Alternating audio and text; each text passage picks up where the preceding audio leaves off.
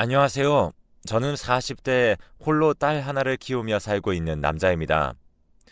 눈치채신 분도 있겠지만 아내와 사별한 지 벌써 3년이 되었습니다. 홀로 딸 하나를 키우다 보니 아내가 워킹맘으로 일하면서 집안일까지 한 것이 매우 대단한 일이었다는 사실을 더욱 느끼게 되네요. 오늘은 딸의 생일을 맞아 휴가를 내고 하루를 함께 했습니다. 그러다 보니 아내가 더욱 생각나고 이 그리움을 해소할 방법이 없어 이렇게 글을 쓰게 됐어요. 제 아내는 참 안타까운 사람이었습니다. 저보다 경제력도 좋고 더 많이 배운 사람인데도 저를 누구보다도 사랑해주는 사람이었거든요. 저도 그런 아내를 누구보다 존경하고 사랑했습니다. 그런데 그녀의 집안은 전혀 그렇지 않았죠. 아내와 결혼하고 만난 장모님은 그녀의 친모가 아니었습니다. 장인어른이 두 번째로 결혼한 사람이었는데요. 그녀가 유치원 때 계모를 만나 자라왔기 때문에 자신의 친모가 어떻게 생긴 사람인지 알 수 없었다고 합니다. 그래도 전혀 찾고 싶은 생각이 들지 않았다고 하는데 그 이유가 어려서부터 세뇌를 받았기 때문이죠. 장인어른께서는 항상 아내에게 네 친모는 너를 버리고 간 사람이다. 돈 때문에 다른 남자와 붙어먹어서 이혼하게 됐다. 라고 이야기를 했다네요.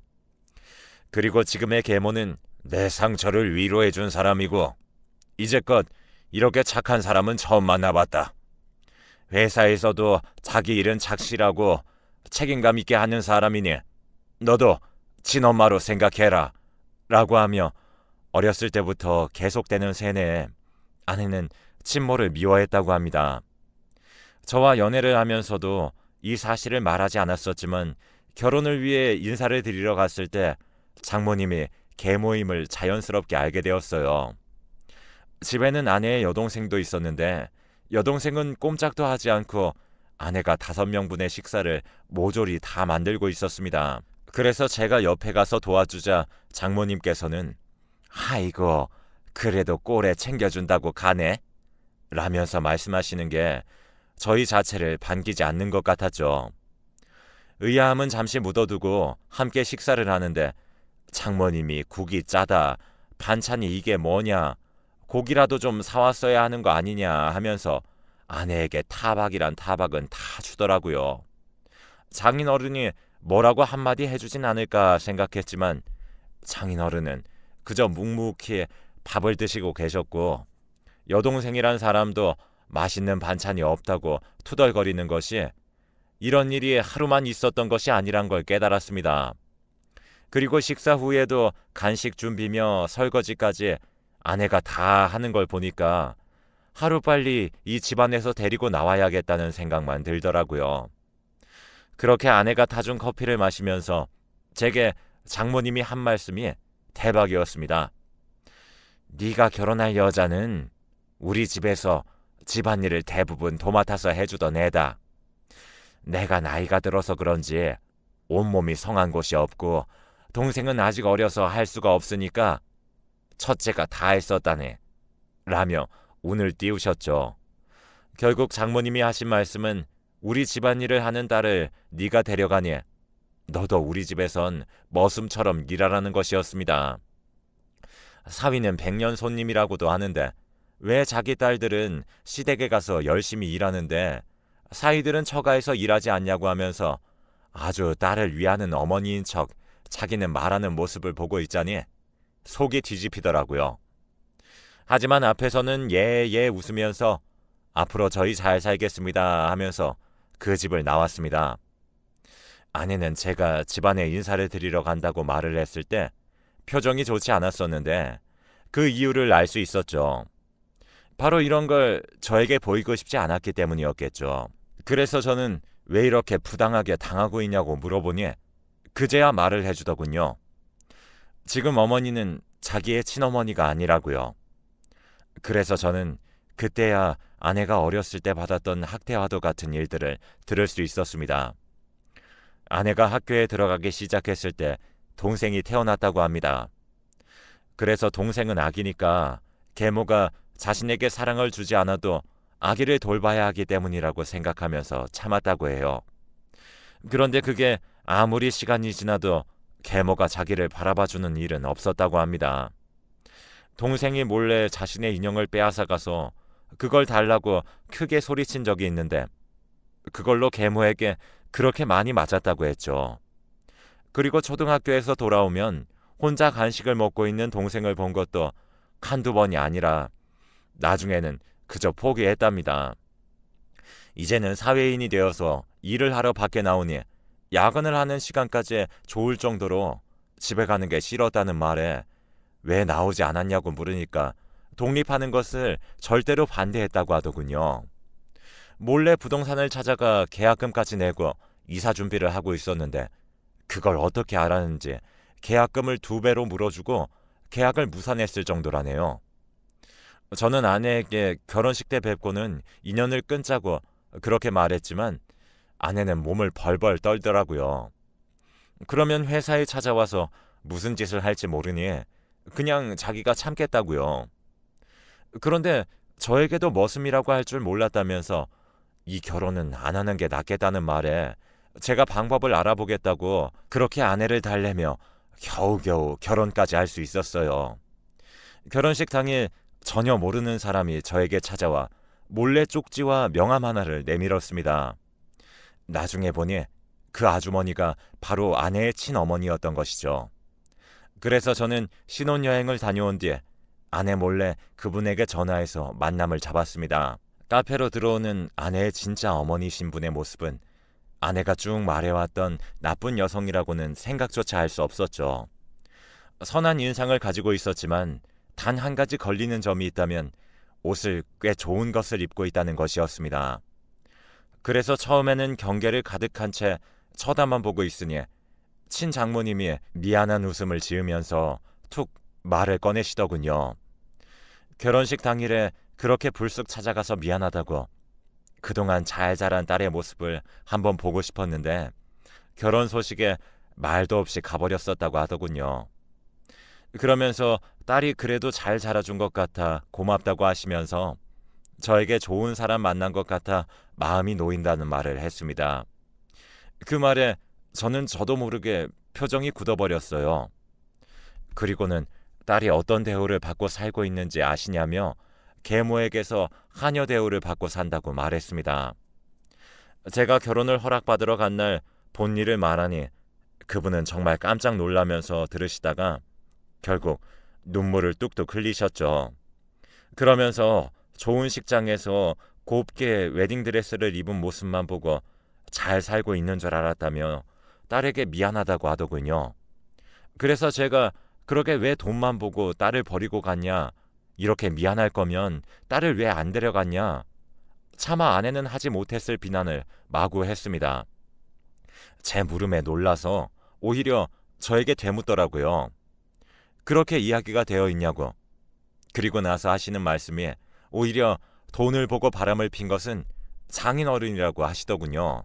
장인어른은 평범한 중소기업에 다니는 회사원이었는데 대기업과 함께하는 프로젝트를 진행한 적이 있었다고 합니다.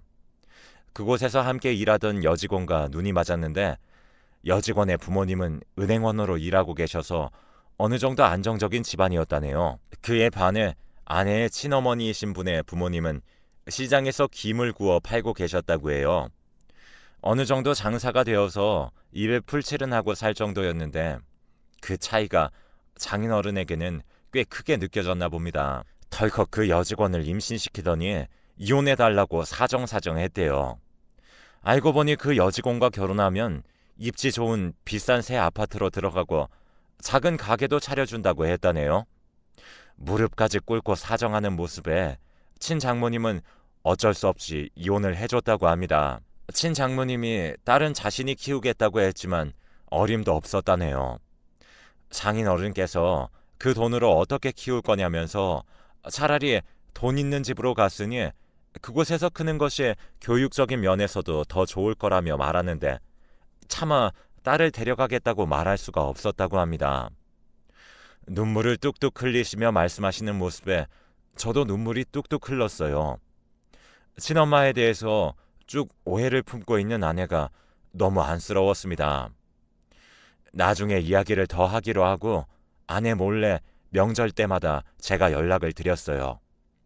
차마 아내에게 친장모님이 당신을 버린 것이 아니다 라는 말을 쉽게 꺼낼 수 없었어요. 이제야 좀 안정을 가진 사람인데 다시 흔들게 되는 걸까 싶어 걱정이 되더라고요. 그렇게 하루하루 지나던 어느 날 아내가 갑자기 쓰러져 병원에 간 날이 있었습니다.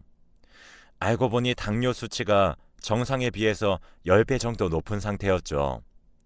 의사 선생님께서는 어떻게 이렇게 될 때까지 몰랐냐며 지금 신장이 다 망가져 버렸다고 하더라고요. 단백뇨도 나왔을 텐데 왜 몰랐냐는 말에 저는 아내를 물끄러미 바라보았습니다. 걱정 끼치고 싶지 않았다면서 제 손을 꼭 잡으며 말하는 아내의 모습에 저는 눈물이 뚝뚝 흘렀습니다. 한평생 고생만 하다 집에서 겨우 나왔는데 이젠 몸이 아프기 시작하니 안쓰러워 미칠 것 같았어요.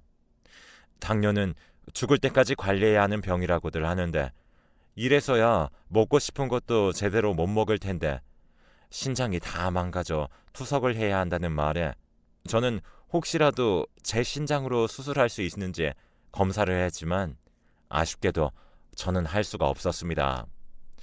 그래서 곧바로 장인어른과 장모님께 부탁했지만 당연히도 거절당했죠.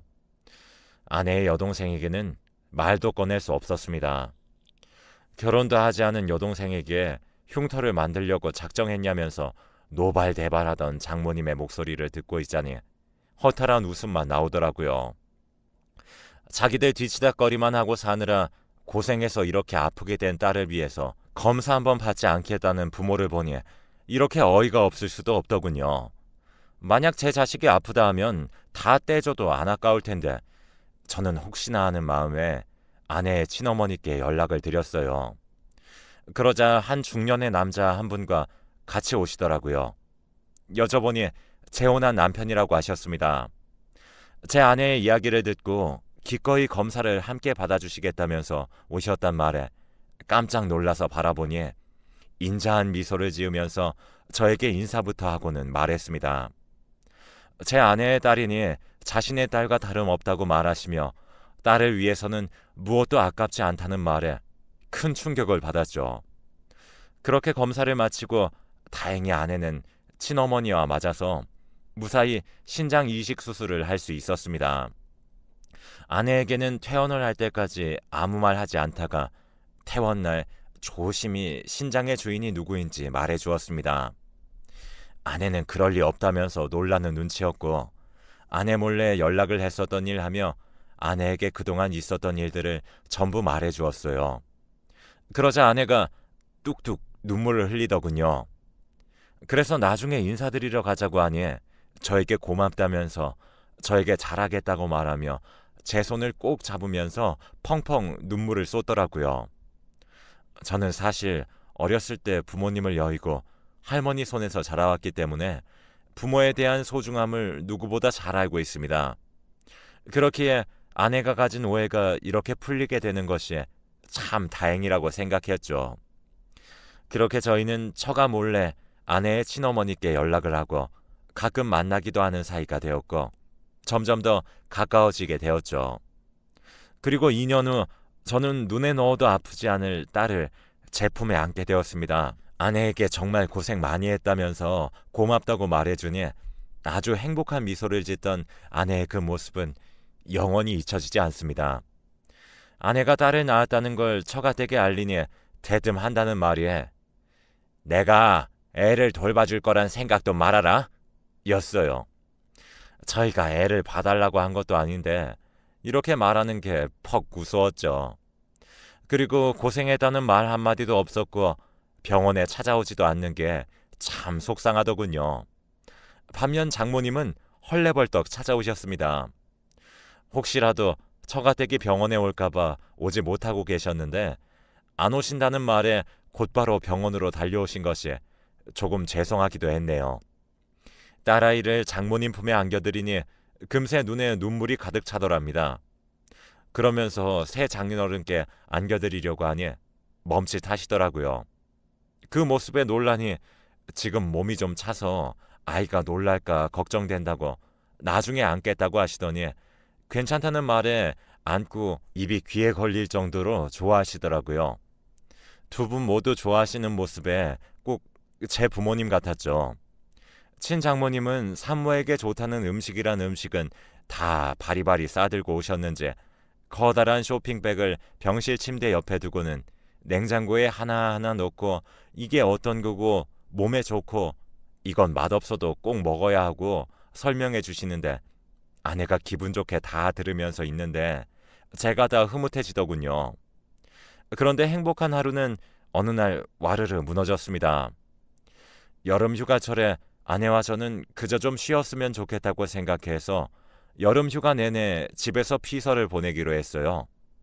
그런데 처가댁에서 갑자기 전화가 오더니 여름 휴가인데 너는 어떻게 부모님을 모시고 여행 갈 생각을 안 하냐면서 난리를 치시는데 장모님의 횡포에 아내는 결국 여행을 가자며 계획을 짰죠. 그렇게 아내와 처가댁을 모시고 함께 강원도로 여행을 가게 됐습니다. 그곳에서도 제 아내는 하녀나 다름없었죠. 음식 준비하고 저는 고기를 구울 준비하고 두 분은 누워서 손가락 까딱하지 않고 다니시면서 이거 사달라 저거 사달라 가격은 보지도 않고 말씀하시는데 너무 비싼 것은 사드리기 어려울 것 같다고 조심스레 말하니까 다른 집은 해외로 같이 여행 간다는데 고작 국내 강원도로 여행 와서는 무슨 돈이 그렇게 많이 들었다고 이거 하나 못 사주냐면서 화를 내시는 걸 보고 아내가 결국 아울렛에서 원하시는 옷이며 가방 그리고 장인어른께는 정장까지 사드렸습니다. 정말 지긋지긋한 사람들이라고 생각했죠. 돌아오는 길 제가 피곤해하는 모습에 아내가 운전을 했어요. 그런데 갑자기 쿵 하더니 눈앞이 아찔했습니다. 가슴엔 극심한 통증이 몰려오고 숨을 제대로 쉴 수 없었어요. 그리곤 눈앞이 뿌옇게 되더니 전 정신을 잃었습니다. 바로 교통사고가 난 것이죠. 졸음 운전을 한 트럭이 하필 저희 차를 박아서 운전석에 있던 아내는 그야말로 생사를 오가는 상황이었기 때문에 만나러 갈 수조차 없었습니다. 다행히 저는 안전벨트로 인한 갈비뼈 골절과 머리에 작은 타박상만 입었고 장인어른과 장모님은 어깨 골절과 머리에 타박상 그리고 코뼈가 부러지셨어요. 제가 정신을 차리자마자 친장모님께 연락을 드렸고 어느 정도 몸을 추스릴 수 있게 되면 오시겠다고 하셨어요. 그 후 좀 걸을 수 있게 되었을 때 연락을 드렸습니다. 몰래 휴게실에서 만나고 있었는데 장모님께 딱 들켜버렸죠. 그러자 고래고래 소리를 지르면서 말했습니다. 네 딸년이 운전을 거지같이 해서 내가 지금 이 모양 이 꼴이 됐다 라고 하면서 이걸 어떻게 보상할 거냐고요. 그 소리에 장인어른도 오셔서 친장모님을 보시더니 얼굴을 구기시더랍니다. 그러면서 여기가 어디라고 왔냐고 하더라고요. 제가 말했습니다. 지금 장모님께서는 제 아내를 딸로 인정 안 하시는 것 같다. 생사를 오가고 있는 사람에게 운전을 거지같이 했네. 보상은 어떻게 할 거냐며 이야기하시는데 남이었는지 몰랐다. 방금 말씀하실 때도 네 딸년이라고 하신 거 보니 여기 병원비는 운전자인 저희가 낼 테니 앞으로는 볼 일 없었으면 좋겠다 라고 말했죠. 그랬더니 잘됐다며 부모를 이렇게 모시는 딸 자기도 필요 없다면서 인연을 끊자고 합니다. 저는 이렇게 되어서야 인연을 끊을 수 있다는 소식에 아내가 깨어나면 꼭 말해줘야겠다 생각했는데 갑자기 청천벽력과도 같은 소식이 저에게 날아왔습니다. 중환자실에서 아내가 결국엔 버티지 못하고 세상을 떠났다는 걸요. 저는 그대로 무너져 내려앉았고 하염없이 계속 눈물만 쏟아냈습니다. 친장모님께서도 저를 꼭 안고 함께 눈물을 흘리셨죠. 그런데 그때 제 귀에 꽂히는 소리가 있었습니다. 장모님께서 제 아내의 이름을 부르며 생명보험금은 들어뒀냐는 말이었죠. 믿을 수가 없었습니다. 지금 사람 한 명 죽었는데 제일 먼저 보험금 이야기라뇨. 친장모님도 그 말에 분노를 느끼셨는지 그대로 장모님에게 다가가 싸대기를 날리셨어요. 그 행동에 장인어른의 목소리가 커지시더라고요. 지금 대체 뭐 하는 짓이냐고 주변 사람들 보기에 창피하지 않냐고 큰 소리를 치셨어요. 그러자 친장모님이 장인어른의 뺨도 세게 쳤습니다. 장인어른은 어벙벙해서 친장모님을 보더라고요. 친장모님은 장인어른에게 지금 내 딸이 죽었단 말을 들었는데 생명보험금 이야기를 꺼내는 짐승보다 못한 놈 얼굴 친 게 잘못이냐고, 난 부끄러운 짓 조금도 하지 않았다고 하시면서 방금 전까지 인연을 끝내 뭐네 하던 계모가 돈부터 밝히는데 친엄마인 내가 이 정도로 화 안 내주면 내 딸은 억울해서 구천을 떠돌면 어떡할 거냐고 소리를 지르셨습니다. 연락한 이후에 쭉 나긋나긋 말씀해 주셨던 분이라서 화난 모습이 놀라웠지만 그럴만하다고 생각했어요. 그리고 병원 안에서 소란을 피워 저희는 결국 주의를 받고 병실 안으로 들어갔습니다. 저는 아내의 장례식을 위해 퇴원했고 처가댁은 아직 힘들다며 그대로 병원에 입원해 있겠다고 하더군요. 저는 그러시라 했습니다. 전 아내의 영정사진 앞에서 여보, 드디어 그 지긋지긋한 처가를 벗어났네 라며 웃으며 말했습니다. 우리 딸 걱정하지 말라고 제가 잘 키워보겠다면서 웃고 있는 사진을 바라보면서 밤새 그리고 며칠 동안 대답 없는 아내에게 전 혼잣말을 중얼거렸어요. 그동안 힘들게 살아왔던 사람인데 마지막까지 처가댁에 휘둘린 아내가 안쓰럽고 안쓰러웠죠. 그렇게 아내의 장례를 치르고 혼자 어떻게 살아야 하나 막막했지만 사람은 어떻게든 하면 사라지나 봅니다. 처음에는 할 수 없었지만 점점 요리 실력도 늘었고 집안일도 꽤 능숙하게 할 수 있게 되었거든요. 그렇게 한 해가 지나 아내를 떠나보낸 상처가 좀 아물어질 때 아내의 처가댁에서 전화가 왔습니다. 대체 무슨 일인가 했는데 알고 보니 아내의 보험금을 달라는 허무맹랑한 이야기였어요. 그 말에 전 너무 어이가 없어 인연 끊기로 한 거 아니었냐고 하니 그때는 너무 열받아서 자신도 모르게 나온 말이었다면서 이제 처제도 시집을 가야 하는데 그 비용을 준다고 생각하고 돈을 달라고 뻔뻔스럽게 말하더군요. 저는 그럴 수 없다고 소리 지르고 욕을 하며 끊어버렸어요. 그러자 집까지 찾아와서는 어떻게 이럴 수 있냐고 자기가 아내를 30년을 가까이 키웠는데 이건 폐륜이라는 말까지 입에 올리더군요. 감히 그런 말을 입에 담을 수 있다는 게 신기할 정도로 뻔뻔한 모습에 웃음만 나왔습니다. 아이가 유치원에 간 것이 정말 다행이라고 생각될 정도였죠. 저는 정말 많이 화가 난 상태가 되어 말했습니다. 돈을 한 푼도 줄 수 없다고. 아내를 키워줬다고 말했는데 그건 키워준 게 아니라 종으로 부린 거라고 화를 내니 먹여주고 재워주고 공부까지 시켜줬으면 다 키운 거 아니냐면서 더 큰 소리를 치더라고요. 참 어이가 없어서 일단 경찰에 신고하기 전에 꺼지라고 하니 주먹을 쥔 손만 부들부들 떨면서 나갔습니다. 전 저 사람들이 곱게 그만둘 것 같지 않았어요. 그래서 곧바로 법정 대응을 시작했고 새 장인어른께서 법조계 아는 사람이 많아 도움을 받아 접근 금지 처분까지 받아냈어요. 그렇게 처가댁 식구들이 저에게 다가오지도 못하게 했고 이사까지 갔습니다. 지금 현재는 친장모님과 새 장인어른을 부모님처럼 모시고 함께 살고 있어요. 아무리 생각해도 저도 딸을 가진 아버지로서 장인어른이 참 이해가 되지 않습니다. 계모는 그렇다 치고 친아버지가 딸에게 어쩜 그렇게 무심할 수 있을까요? 저는 제 딸아이를 보면서 뭐든 해주고 싶기만 해서 걱정인데 말이에요. 오늘도 건강하게 자라준 제 딸아이에게 고마워하며 보내야겠습니다. 제 글을 읽어준 여러분들도 모두 건강하세요.